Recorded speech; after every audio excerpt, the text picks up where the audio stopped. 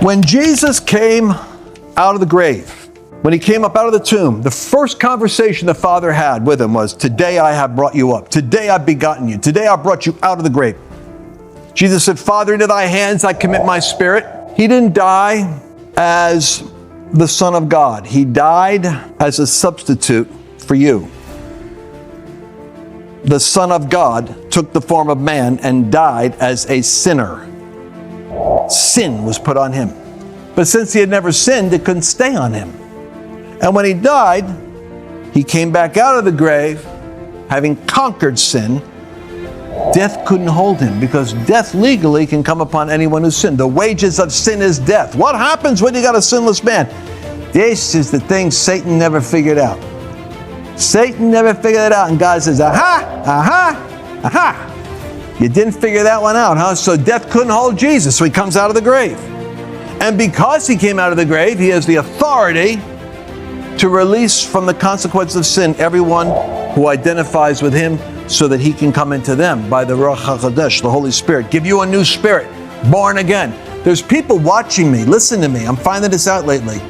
I got a lot of people around me that have never been born again.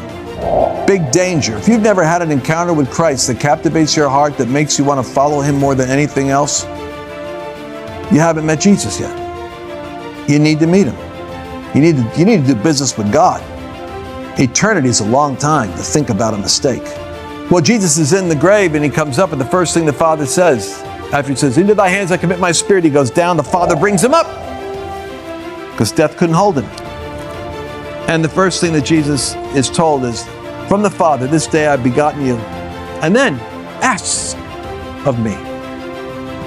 Ask of me. Nations for your inheritance, the uttermost parts of the earth. We know it's geography, because it's the uttermost parts of planet Earth. Yours. Why would God say to Jesus, the Father, say to the Son, "Ask of me and I'll give you nations"? Only one reason why the Father would say ask, because Jesus never asked. The only thing Jesus asked for was you. "Father, I pray that those whom thou hast given me may be with me where I am, that they could behold my glory." I pray that they could be with me. He was praying for you to be with him. He wasn't praying for Rome and China and Russia and Africa to acknowledge him and give him dominion.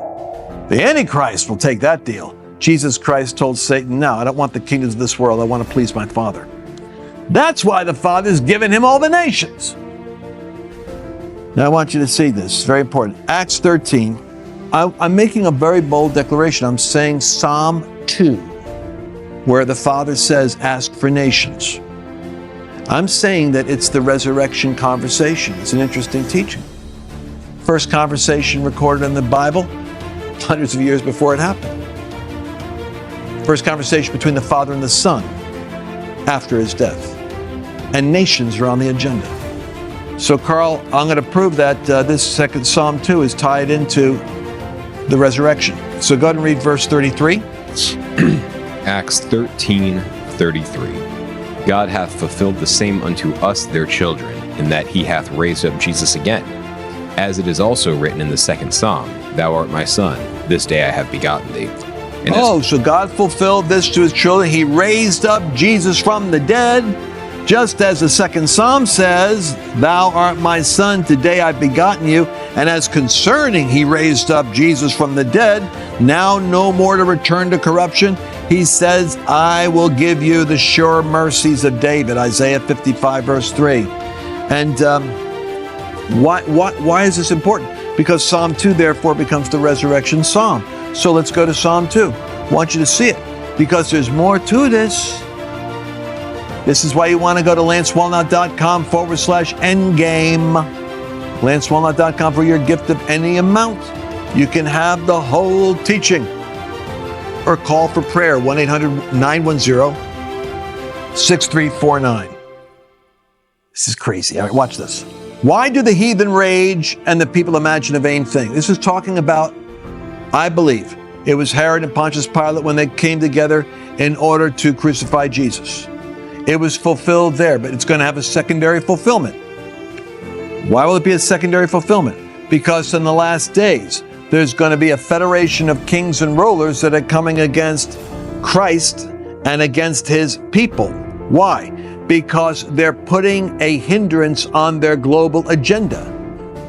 Antichrist's 10 kings can't do what they want to do as long as the church is doing what it's doing, because the church is authorized to go up against the gates of hell, and if we show up where the gates are, we're hindering them.